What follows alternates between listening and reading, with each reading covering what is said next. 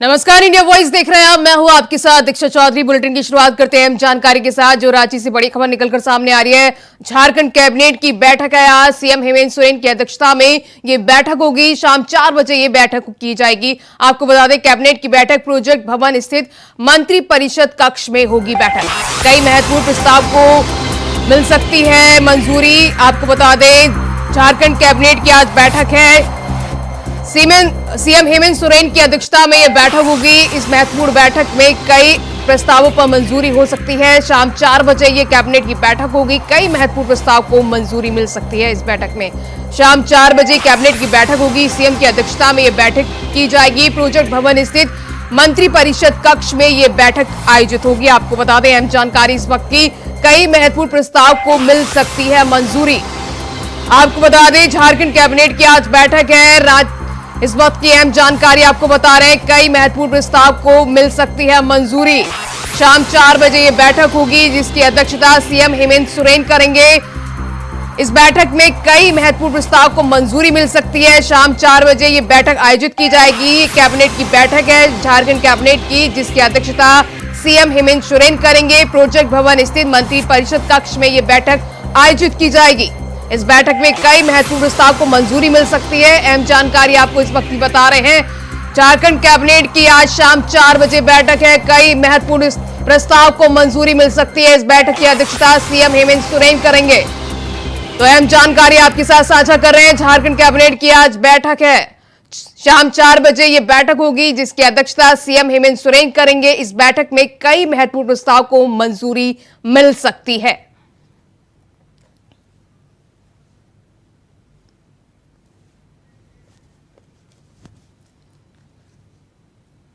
वहीं इस खबर पर ज्यादा जानकारी के लिए हमारे साथ हमारे स्टेट हेड अभिजीत दुबे झारखंड से जुड़ चुके हैं। अभिजीत, क्या जानकारी है आपके पास? ये कैबिनेट की बैठक है। अच्छा, बिल्कुल। जो भी हेमंत सोरेन की अध्यक्षता में जो आज कैबिनेट बैठक होने वाली है, इसमें सबसे बड़ा जो आज प्रस्ताव पारित होने वाला है, वो किन्नर समाज को लेकर होने वाला है। किन्नर समाज को पिछड़े वर्ग से जोड़ा जा सकता है और पिछड़े वर्ग को मिलने वाले जो भी आरक्षण है, उसका लाभ भी पिछड़े वर्ग को मिलेगा। दूसरी सबसे बड़ी बात कि राज्य में जो खनिज क्षेत्र है, जैसे धनबाद में निरसा हुआ, गोविंदपुर हुआ, इन क्षेत्र से प्रभावित जो एरिया है, गांव है, उनको जलापूर्ति के लिए 325 करोड़ का योजना दिया जा सकता है। तीसरी बात यह है कि रेबीज बीमारी को अधिसूचना बीमारी घोषित किया जा सकता है। चौथा ये कि रोजगार को लेके, रोजगार मुक्त झारखंड को लेके नियमावली 2023 प्रस्तावित किया जा सकता है। तो वही ये भी निकल के जानकारी आ रही है कि किन्नर समाज को इसमें पिछड़े वर्ग से जोड़ा जाएगा और इसके साथ ही उन्हें 14% आरक्षण मिलने की भी इस बैठक में फैसला किया जाएगा। इसकी जानकारी भी निकल के सामने आ रही है।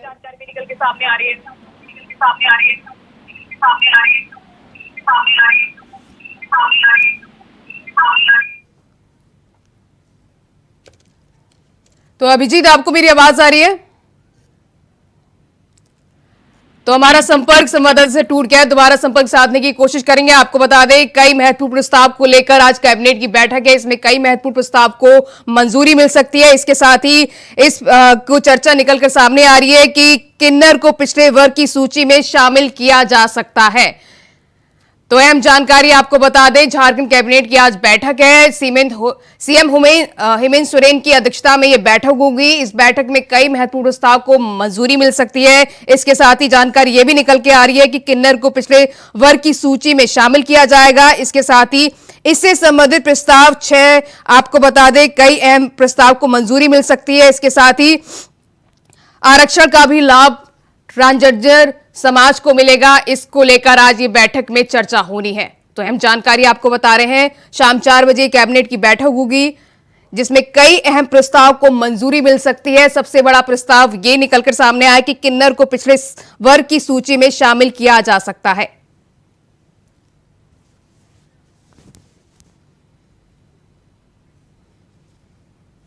तो वहीं हमारे संवाददाता से संपर्क हो गया है। तो अभी आप बात कर रहे थे, किन्नर समाज को पिछड़े वर्ग से जोड़ा जा सकता है, तो उनको 14% का भी आरक्षण दिए जाने की भी जानकारी निकल के भी सामने आ रही है। जी बिल्कुल।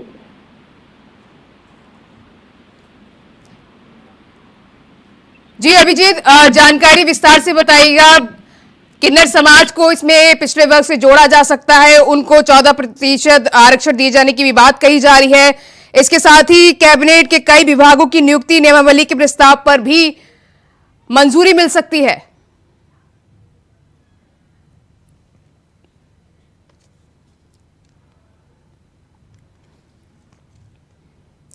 तो वहीं बढ़ते हैं आगे। आपको बता दें सीएम हेमंत नीतीश कुमार लोकसभा चुनाव को लेकर बैठक करेंगे। आपको बता दें इस वक्त की अहम जानकारी आपके साथ साझा कर रहे हैं। 11 सितंबर को सभी जिला अध्यक्ष के साथ ये बैठक करेंगे। 12 सितंबर को प्रखंड अध्यक्ष के साथ बैठक करेंगे। 12 सितंबर को विधानसभा प्रभारी के साथ बैठक करेंगे। बैठक में लोकसभा चुनाव की तैयारी पर भी चर्चा होगी। अहम जानकारी आपको बता रहे हैं इस वक्त की। 11 सितंबर को सभी जिला अध्यक्ष के साथ बैठक करेंगे। आपको बता दें लोकसभा चुनाव को लेकर सभी दल एकजुट हो गए हैं। वहीं इसको लेकर देश में अगले साल होने वाले चुनाव को लेकर, लोकसभा का चुनाव है, इस चुनाव को लेकर देश की तमाम राजनीतिक पार्टियां भी अपने स्तर पर तैयारी करने में लगी हुई हैं। तो वहीं नीतीश कुमार भी बैठक करेंगे। बैठक में लोकसभा चुनाव की तैयारी पर चर्चा की जाएगी। विधानसभा प्रभारी के साथ बैठक करेंगे। सीएम नीतीश कुमार लोकसभा चुनाव की बैठक करेंगे, जिसमें विधानसभा प्रभारी के साथ ये बैठक की जाएगी। इसके साथ आपको बता दें 11 सितंबर को सभी जिला अध्यक्ष के साथ ये बैठक की जाएगी। तो आपको बता दें लोकसभा चुनाव को लेकर सभी पार्टियां अपने स्तर पर तैयारी कर रही हैं। 12 सितंबर को प्रखंड अध्यक्ष के साथ बैठक करेंगे। विधानसभा प्रभारी के साथ भी नीतीश कुमार बैठक करेंगे और बैठक में लोकसभा चुनाव की तैयारी पर चर्चा की जाएगी। इसके साथ ही आपको बता दें जहां विपक्षी दलों की तरफ से नया गठबंधन तैयार हो गया, तो वहीं सत्तारूढ़ एनडीए भी अपने आप को मजबूत करने में लगी हुई है। ऐसे में अब बिहार की सत्तारूढ़ पार्टी जेडीयू ने सीएम नीतीश कुमार के नेतृत्व में ये बैठक बुलाई है। तो 11 सितंबर को सभी जिला अध्यक्ष के साथ नीतीश कुमार बैठक करेंगे। 12 सितंबर को प्रखंड अध्यक्ष के साथ भी वो बैठक करेंगे।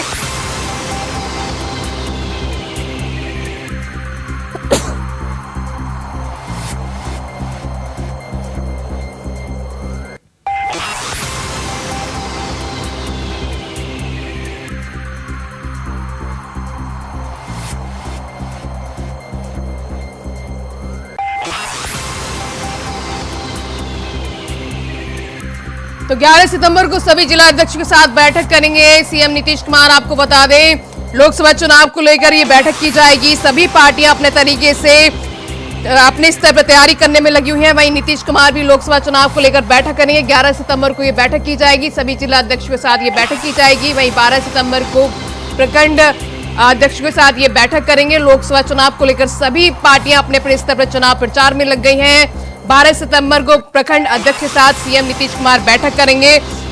आपको बता दें देश में अगले साल लोकसभा चुनाव है, जिसको लेकर तमाम पार्टियां पुरजोर तरीके से प्रचार में लग चुकी हैं।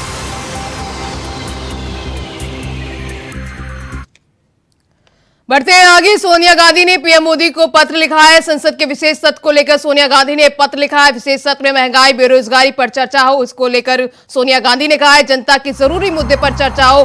सोनिया गांधी ने ये पत्र में प्रधानमंत्री मोदी को पत्र लिखा है, जिसमें उन्होंने मांग की है कि मणिपुर के लोगों की समस्या पर भी चर्चा हो, एमएसपी किसान संगठनों की मांग पर भी चर्चा हो। तो आपको बता दें सोनिया गांधी ने प्रधानमंत्री नरेंद्र मोदी को चिट्ठी लिखी है, जिसमें उन्होंने लिखा है कि एमएसपी किसान संगठनों की मांग पर चर्चा हो, जिसमें उन्होंने 9 मुद्दों को लेकर जिक्र किया है, जिसमें एमएसपी किसान संगठन की मांग हो या बेरोजगारी की बात हो, जिसको लेकर सभी तरह के उन्होंने 9 मुद्दों का जिक्र किया है। इसके साथ ही उन्होंने कहा है कि विशेष सत्र में महंगाई बेरोजगारी पर चर्चा हो। तो सोनिया गांधी ने प्रधानमंत्री नरेंद्र मोदी को चिट्ठी लिखी है। उन्होंने कहा है कि जनता के जरूरी मुद्दे पर चर्चा की जानी चाहिए, एमएसपी किसान संगठनों के भी मुद्दे पर चर्चा की जानी चाहिए। इसके साथ ही मणिपुर के लोगों की समस्या पर भी चर्चा हो। तो सोनिया गांधी ने विशेष सत्र को लेकर, संसद को लेकर उन्होंने प्रधानमंत्री नरेंद्र मोदी को ये पत्र लिखा है, जिसमें एमएसपी किसान संगठनों की मांग पर चर्चा हो, बेरोजगारी के मुद्दे पर चर्चा हो, महंगाई पर चर्चा हो, जिसका उन्होंने जिक्र किया है। 9 मुद्दों को लेकर उन्होंने प्रधानमंत्री मोदी को चिट्ठी लिखी है, जिसमें 9 अहम मुद्दों का उन्होंने जिक्र किया है।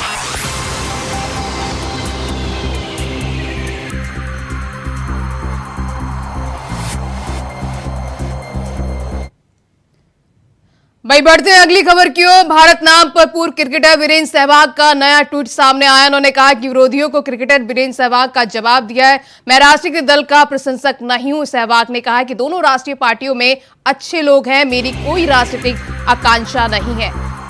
तो क्रिकेटर वीरेंद्र सहवाग का नया ट्वीट सामने आया है। उन्होंने कहा है कि मैं किसी राजनीतिक पार्टी से नहीं हूं, मेरी कोई राजनीतिक आकांक्षा नहीं है। विरोधियों को क्रिकेटर वीरेंद्र सहवाग ने जवाब करते हुए पलटवार किया है। तो आपको बता दें, वीरेंद्र सहवाग ने ट्वीट करके हुए कहा था कि हमारे खिलाड़ियों के सीने पर भारत के नाम की जर्सी हो, जिसको लेकर अब उनका नया ट्वीट सामने आया। उन्होंने कहा कि दोनों राष्ट्रीय पार्टियों में अच्छे लोग हैं, मेरी कोई राजनीतिक आकांक्षा नहीं है, मेरी कोई राजनीतिक पार्टी में सहभागिता नहीं है। उन्होंने इसको लेकर जवाब दिया है कि मैं किसी राजनीतिक दल का प्रशंसक नहीं हूं। तो आपको बता दें, भारत और इंडिया को लेकर जो विवाद छिड़ा था, उसको लेकर वीरेंद्र सहवाग ने ट्वीट किया था। उन्होंने कहा था कि हमारे खिलाड़ियों के सीने पर भारत नाम की जर्सी हो, जिसको लेकर अब उनका राजनीति शुरू हो गई थी। वहीं इसको लेकर अब वीरेंद्र सहवाग की तरफ से नया ट्वीट सामने आया। उन्होंने कहा कि मेरी कोई राजनीतिक आकांक्षा नहीं है। भारत नाम पर वीरेंद्र सहवाग ने कहा है कि मेरी कोई राजनीतिक आकांक्षा नहीं है और दोनों ही पार्टियों में अच्छे लोग हैं, मेरी कोई राजनीतिक आकांक्षा नहीं है। तो विरोधियों को क्रिकेटर वीरेंद्र सहवाग ने पलटवार करते हुए कहा कि मैं राजनीतिक दल का प्रशंसक नहीं हूं।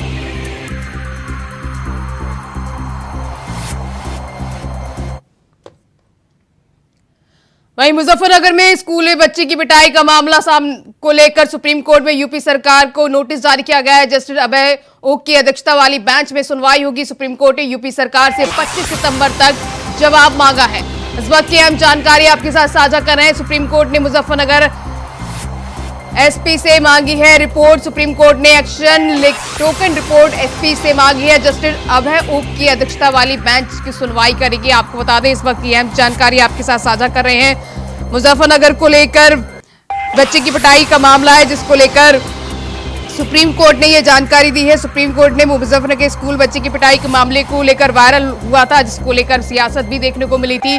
यूपी सरकार से 25 सितंबर तक सुप्रीम कोर्ट ने जवाब मांगा है। मुजफ्फरनगर के एसपी से ये रिपोर्ट मांगी गई है। अहम जानकारी इस वक्त की आपके साथ साझा कर रहे हैं। सुप्रीम कोर्ट ने मुजफ्फरनगर एसपी से रिपोर्ट मांगी है। आपको बता दें, मुजफ्फरनगर के स्कूल में बच्चे की पिटाई का वीडियो वायरल होने के बाद एक्शन में आई थी पुलिस। वहीं इसको लेकर सुनवाई हुई तो सुप्रीम कोर्ट ने मुजफ्फरनगर के एसपी से पूरी रिपोर्ट मांगी है। स्कूली बच्चे का पिटाई का वीडियो सोशल मीडिया पर वायरल हुआ था, जिसके बाद सियासत भी देखने को मिली थी। पुलिस ने इस मामले में शिक्षा के खिलाफ एफआईआर भी दर्ज कर ली है। पुलिस की तरफ से जारी बयान में कहा गया है कि खोपर गांव की शिक्षिका ने एक छात्र के होमवर्क ना करने पर उसे कक्षा के अन्य छात्रों से पिटवाने के कारण शिक्षिका के खिलाफ एफआईआर दर्ज की गई है। तो वहीं सुप्रीम कोर्ट ने भी यूपी सरकार से 25 सितंबर तक जवाब मांगा है। मुजफ्फरनगर एसपी से ये रिपोर्ट मांगी गई है। जस्टिस अभय ओक की अध्यक्षता में सुनवाई होगी। सुप्रीम कोर्ट ने यूपी सरकार से 25 सितंबर तक इसका जवाब मांगा है।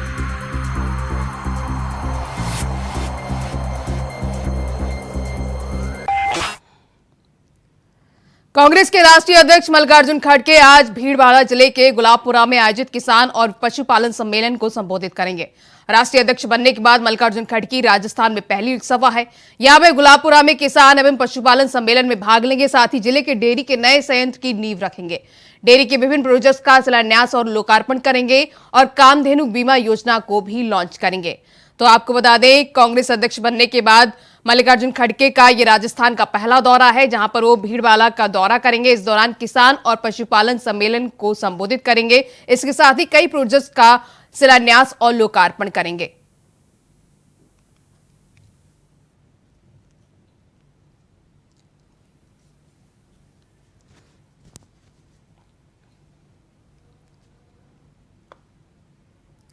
बीएसपी सरकार में पूर्व मंत्री रहे हाजी अकबर के बेटे को हनी ट्रैप में फंसाने के मामले में बड़ी कार्रवाई हुई है। ट्रैप में फंसाकर 15 लाख रुपए की मांगने के आरोपी युवती को गिरफ्तार हुई है। कुरंदी पुलिस ने आरोपी युवती को कोर्ट में पेश किया है, जहां से युवती को जेल भेज दिया गया है। बता दें, पूर्व मंत्री के बेटे डॉक्टर नईम ने युवती के खिलाफ कुंदरकी थाने में एफआईआर दर्ज कराई थी। युवती ने भी पूर्व मंत्री के बेटे पर कई गंभीर आरोप लगाए थे। युवती ने एसएसपी हेमराज मीणा को प्रार्थना पत्र भी दिया था। प्रार्थना पत्र पर कोई कार्रवाई न होने पर युवती मुख्यमंत्री दरबार भी पहुंच गई थी।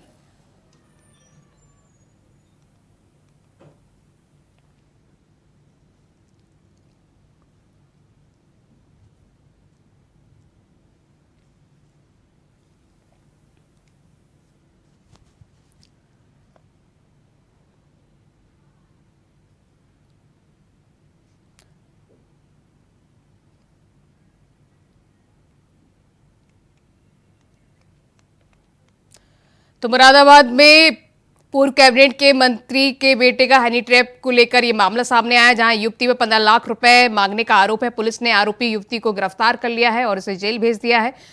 तो ये मुरादाबाद का ये मामला बताया जा रहा है, जहां पर आपको बता दें युवती ने एसएसपी हेमराज मीणा को भी प्रार्थना पत्र दिया था। आपको बता दें गंभीर आरोप लगाए हैं पूर्व मंत्री के बेटे पर, जिसको लेकर युवती ने एसएसपी हेमराज मीणा को प्रार्थना पत्र दिया था। प्रार्थना पत्र पर कोई कार्रवाई न होने पर युवती मुख्यमंत्री दरबार भी पहुंच गई थी। तो मुरादाबाद का ये मामला है, कई गंभीर आरोप लगाए हैं पूर्व मंत्री के बेटे पर। आपको बता दें कुंदर की पुलिस ने आरोपी युवती को कोर्ट में पेश किया है, जहां से युवती को जेल भेज दिया गया है। तो पूर्व मंत्री के बेटे पर कई गंभीर आरोप लगाए हैं युवती ने। आपको बता दें बीएसपी सरकार में पूर्व मंत्री रहे हाजी अकबर के बेटे को हनी ट्रैप में फंसाने को मामले को लेकर बड़ी कार्रवाई हुई है।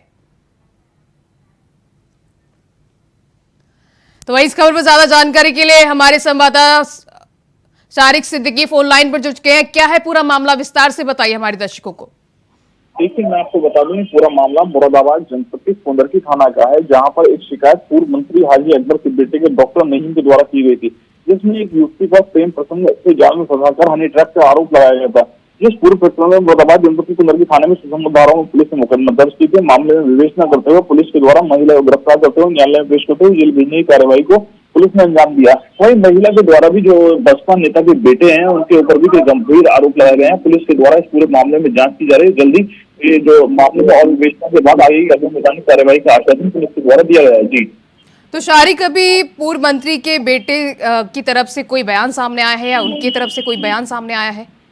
देखिए, पूर्व मंत्री के जो बेटे हैं उनके द्वारा मुरादाबाद जनपद में पहुंचकर एसपी देहात को मिलकर और वरिष्ठ पुलिस अधिकारियों को मिलकर एक शिकायत कुछ दिन पूर्व दर्ज कराई थी, जिसके बाद पुलिस ने इस मामले में मुकदमा दर्ज किया था। मामले में पूरे में विवेचना की गई, जिसमें जो उनके ऊपर तहरीर दी गई थी, जो इन्होंने एप्लीकेशन दी गई, तो मीडिया में भी बताया था कि जो तो तुम्हारा महिला ने उन्हें प्रेम जाल में फंसाया, उसके बाद इस तरीके की घटना को अंजाम दिया है और उनसे पैसे की डिमांड कर रहे हैं। ये जो पैसे देने में हुआ समर्थ, जिसके बाद शिकायत की गई थी, तो पुलिस ने इसमें बड़ी कार्रवाई को अंजाम दिया गया है। जो पूर्व मंत्री हैं, उनके बेटे की शिकायत पर मुरादाबाद जनपद में एक युवती को गिरफ्तार करते हुए जेल भेजा है। तो शारिक अभी युवती को गिरफ्तार करके जेल भेज दिया गया है, पुलिस आगे क्या कार्रवाई करेगी? देखिए, पुलिस ने इसमें न्यायालय में भेज दिया। अब आगे जो भी पुलिस है वो न्यायालय की ओर से किया जाएगा। वहीं जो आरोप उनके बेटे के द्वारा लगाए गए थे, उन तमाम आरोपों को लिए जो है अभी भी पुलिस भी जांच करेगी और जो है न्यायालय से आगे पूरे प्रकरण में फैसला आएगा। जी, तो ये कुदरी थाने में एफआईआर दर्ज कराई थी युवती ने, पूर्व मंत्री के बेटे पर ये आरोप गंभीर लगाए हैं। वहीं आपको बता दें कि पत्र भी दिया गया था एसएसपी ने, तो पत्र लिखने के बाद ये कार्रवाई हुई है।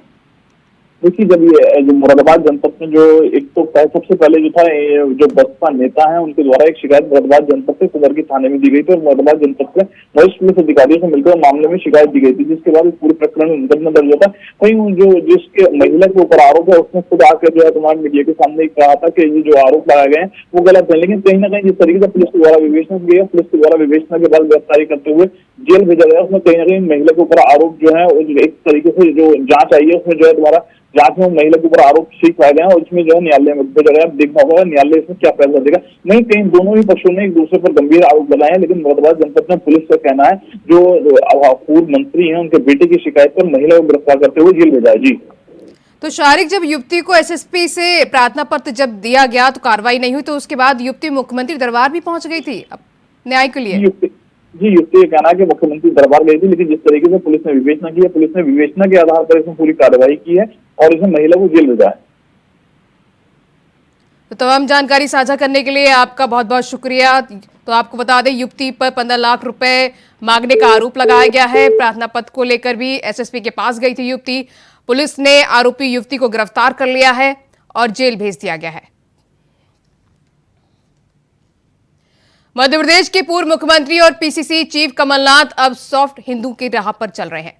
दरअसल पीसीसी चीफ कमलनाथ 5 दिन तक राजनीति से दूर रहकर धर्म में लीन रहेंगे। बता दें कि पीसीसी चीफ कमलनाथ के गढ़ छिंदवाड़ा में अंतर्राष्ट्रीय कथावाचक पंडित प्रदीप मिश्रा की कथा हो रही है, जो 5 सितंबर से 9 सितंबर तक चलेगी। वहीं पंडित प्रदीप मिश्रा ने कहा है कि छिंदवाड़ा की पावन धरती भगवान शिव की है। यहाँ शिव और हरि का मिलन हुआ है।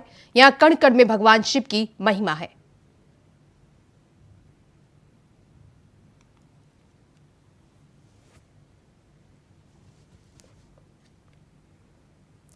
बदायूं के दातागंज क्षेत्र में वायरल फीवर का कहर देखने को मिल रहा है, जिसमें सरकारी और प्राइवेट अस्पतालों में मरीजों की लंबी लंबी कतारें देखी जा रही हैं, जिसके कारण अस्पतालों में एक बेड पर 2 से 3 मरीज इलाज किया जा रहा है। आपको बता दें, स्थानीय लोगों का मानना है कि ये बुखार हर वर्ष फैलता है। तो बदायूं में वायरल फीवर का कहर देखने को मिल रहा है। सरकारी प्राइवेट अस्पतालों में मरीजों की भीड़ देखने को मिली है। इलाज कराने आ रही कई लोग परेशान हैं, जिसके चलते अस्पताल में दिक्कतों का सामना करना पड़ा है। मरीजों को एक बेड पर कई मरीज बिस्तर पर है, जिसके चलते लोगों को परेशानी का सामना करना पड़ रहा है। तो बदायूं में अस्पतालों में मरीजों की संख्या तेजी से बढ़ गई है। वायरल फीवर का कहर देखने को मिल रहा है, जिसके चलते एक बेड पर कई मरीज लेट रहे हैं, जिसके चलते लोगों को परेशानी का सामना करना पड़ रहा है। तो बदायूं में ये वायरल फीवर का कहर देखने को मिल रहा है, जिसके चलते लोगों को परेशानियां देखनी पड़ रही हैं। लंबी कतारें देखने को मिल रही हैं। अस्पताल के बाहर लोग लंबी कतारों में नजर आ रहे हैं। अस्पताल में स्वास्थ्य व्यवस्था पूरी तरह से डगमगाई हुई है। बदायूं का ये मामला है, जहां पर वायरल फीवर के कहर के चलते लोगों को खासी दिक्कतों का सामना करना पड़ रहा है, जिसके चलते बेडों की दिक्कत आ रही है। एक बेड पर कई मरीज लेटे हुए हैं। तो ये वायरल फीवर लगातार फैल रहा है, जिसके चलते लोग परेशान हैं। लोगों को दिक्कतों का सामना करना पड़ रहा है। लंबी कतारें में लगकर लोग अपनी दवाइयां ले रहे हैं। तो वायरल फीवर का ये कहर बदायूं में देखने को मिल रहा है।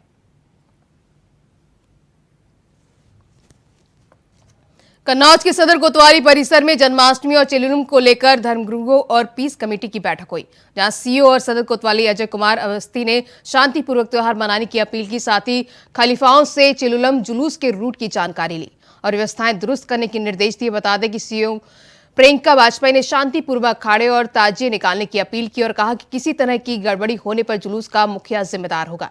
तो वहीं खलीफाओं ने अराजक तत्वों को लेकर अतिरिक्त फोर्स तैनात करने की मांग की है। तो जन्माष्टमी और चिलुलम को लेकर यह बैठक की गई, जहां कन्नौज में सीईओ और सदर कोतवाली ने यह बैठक की है। इस दौरान उन्होंने शांतिपूर्वक त्योहार मनाने की अपील की है। इसके साथ ही लोगों ने व्यवस्थाएं दुरुस्त रखने के लिए निर्देश दिए हैं। उन्होंने अतिरिक्त पुलिस फोर्स की मांग की है।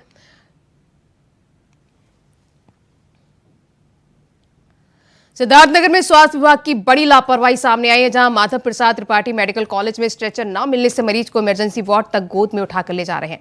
बता दें, गोद में उठाकर ले जाने का वीडियो सोशल मीडिया पर वायरल हो रहा है। सिद्धार्थनगर का ये मामला बताया जा रहा है, जहां स्वास्थ्य विभाग की बड़ी लापरवाही देखने को मिली है। अस्पताल में स्ट्रेचर न मिलने के चलते गोद में उठाकर मरीज को ले जाया जा रहा है। तस्वीर आपके टीवी स्क्रीन पर हम साझा कर रहे हैं। सिद्धार्थनगर का ये मामला है, जिसका वीडियो सोशल मीडिया पर वायरल हो रहा है, जिसको लेकर तमाम तरह के सवाल भी खड़े हो रहे हैं। स्वास्थ्य विभाग की ये बड़ी लापरवाही सामने आई है, जहां अस्पताल में स्ट्रेचर न मिलने के चलते परिजनों को मरीज को गोद में उठाकर ले जाना पड़ा। तो सिद्धार्थनगर का ये मामला है, जिसका वीडियो लगातार सोशल मीडिया पर वायरल हो रहा है, जहां स्ट्रेचर न मिलने के चलते मरीज को गोद में उठाकर परिजन अस्पताल लेकर पहुंचे। स्ट्रेचर न मिलने के चलते स्वास्थ्य विभाग पर बड़े सवाल खड़े हो रहे हैं।